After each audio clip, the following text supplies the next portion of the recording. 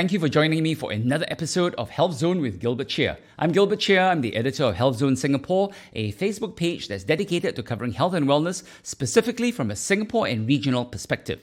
So this week, I wanted to talk about a topic that almost everyone is interested in knowing more about, and it's a condition that affects billions of people around the world, and that is hair loss.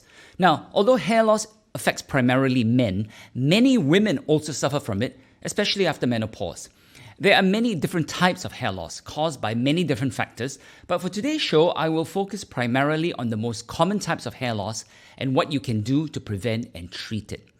Let's start with hair loss among men, which is most commonly referred to as male pattern baldness. This is by far the most common type of hair loss, and it usually occurs as men enter middle age, but it can also strike while men are in their 20s or 30s.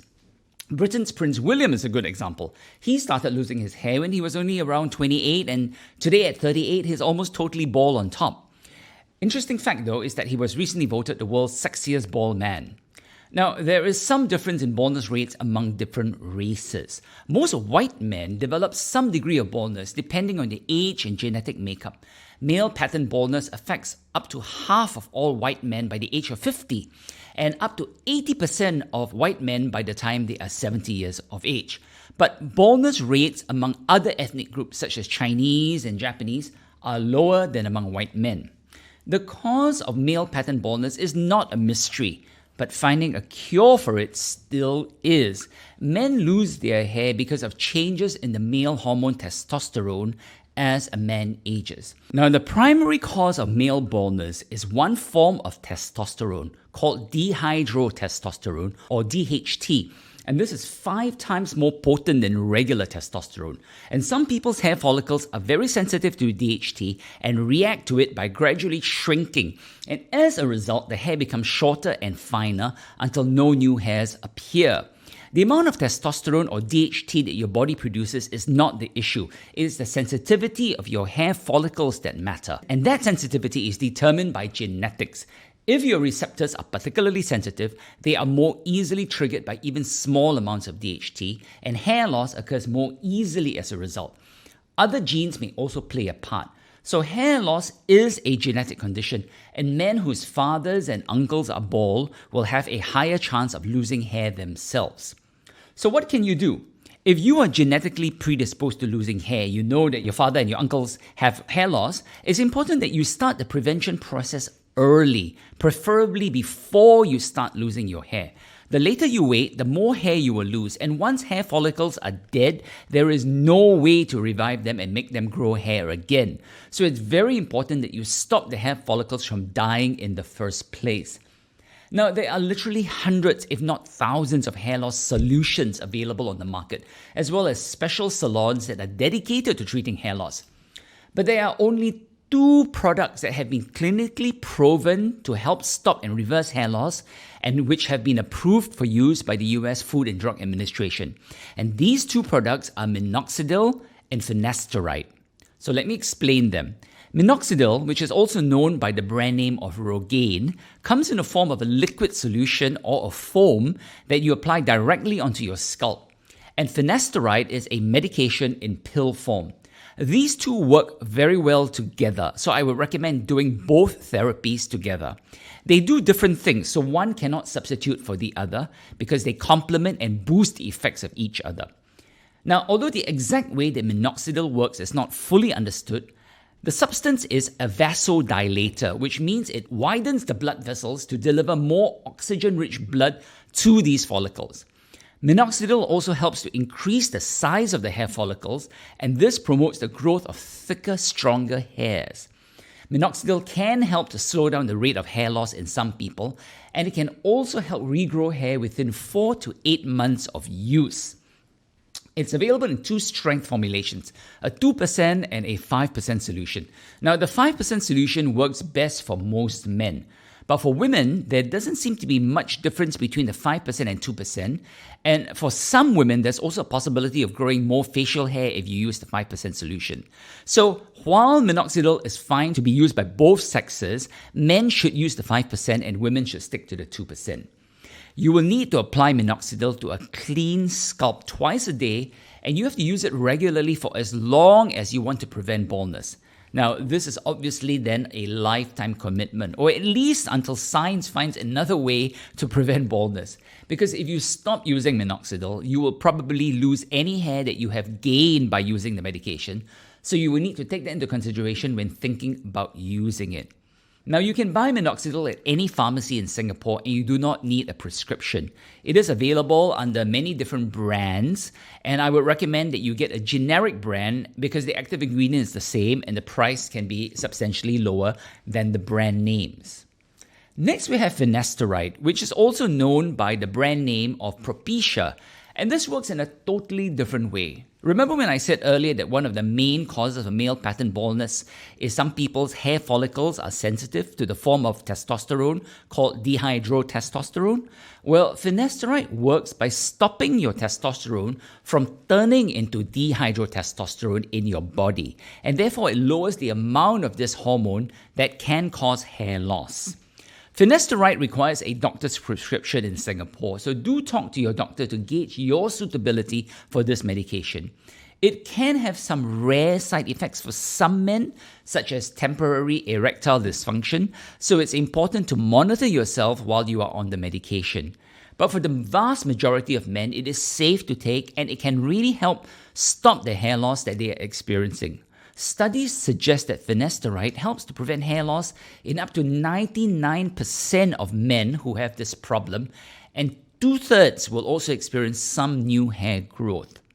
Now, aside from these two scientifically tested and approved hair loss treatments, there are many other treatments available that are less tested and more dubious.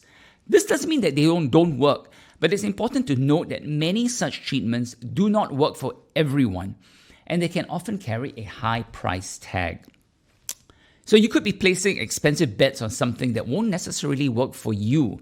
So do be careful, especially with companies that demand you sign packages for regular treatments. And many of these places use Chinese herbs, for example, that are supposed to help regrow hair, but there's very little conclusive scientific evidence that they work, and the treatments require you to commit for months and years and can cost a huge sum. Another way of treating hair loss that's become very popular is through laser and light therapies. Lasers, of course, have been used for years to treat skin problems, and they are very effective if used properly and by trained and skilled medical practitioner. We know they work on skin, but how do they work on hair? Now, laser therapy is also known as low-level light therapy, and it utilizes a cold laser light energy to stimulate hair regrowth. The claim is that the scalp absorbs energy from the laser, and this in turn stimulates the hair follicles and increases blood supply and nutrients. Do they work? The results of laser therapy are inconsistent and appear to work for some people but not for others. More research is needed, but some studies have shown that low-level laser therapy, it can be safe and effective for hair growth in both men and women. But how effective is effective? Studies have found that laser hair treatment provide a 39% increase in hair growth over a period of 16 weeks. Be aware that you may have to undergo many treatments over a period of weeks and months, so don't expect quick results. Now, these laser treatments are performed by professionals in clinics and salons, but there are also portable home-use devices that are available on sale, which claim to let you use the same lasers on yourself at home. And most of these come in the form of a comb, a cap, or a headband-like device that you strap over your scalp. And while low-level lasers have been known to stimulate hair growth when done in a clinic, it's less likely that you'll see any significant results if you're using an over-the-counter home product.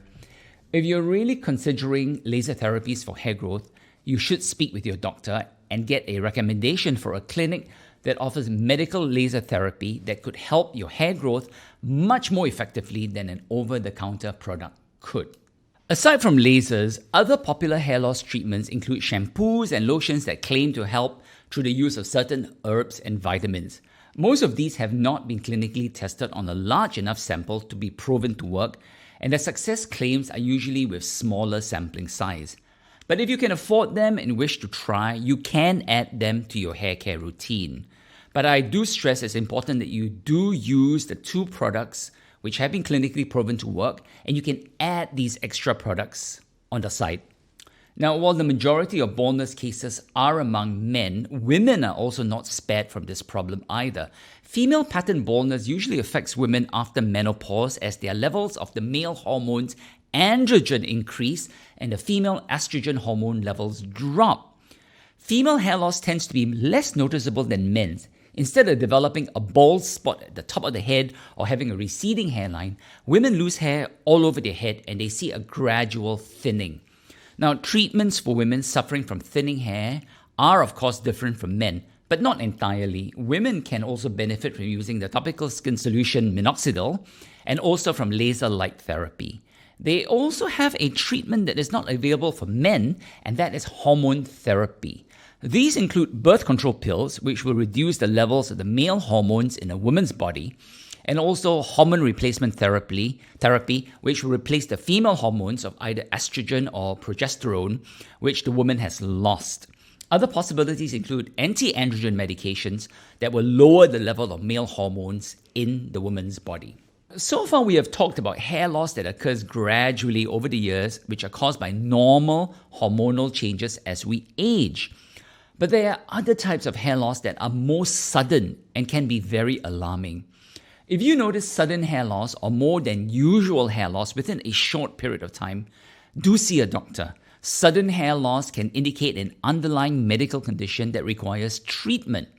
For example, there is an autoimmune disorder known as alopecia areata that causes hair to fall out in small patches around the size of a 50-cent coin.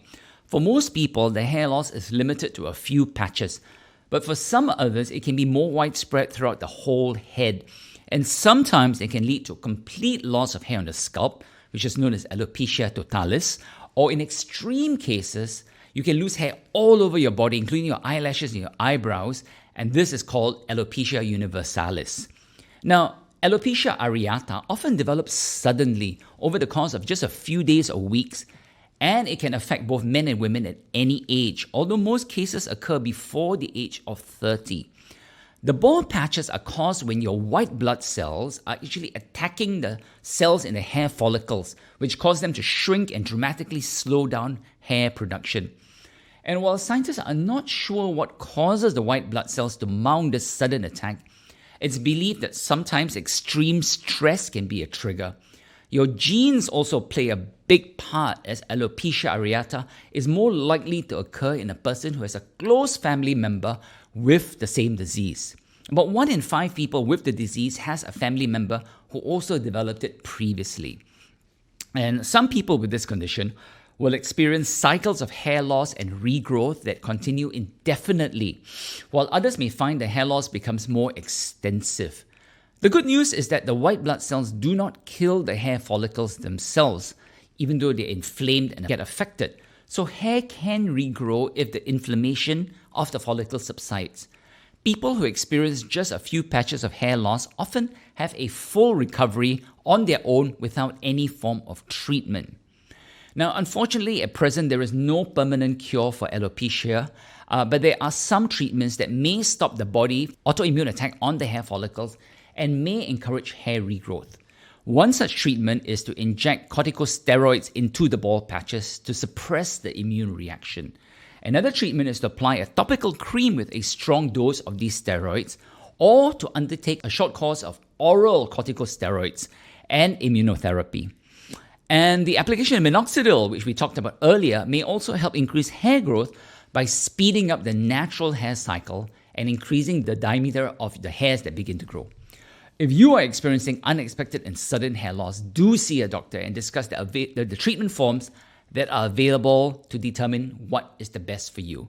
As with the acne situation, which I talked about in the previous episode, don't just suffer in silence. There are things that can be done to help you to look your best and to feel your best. So that's it for this episode of Health Zone with Gilbert Cheah. I hope you found this helpful. Please do like and comment and share this with your friends. And I'll see you in another episode of Health Zone soon. Thanks for joining us.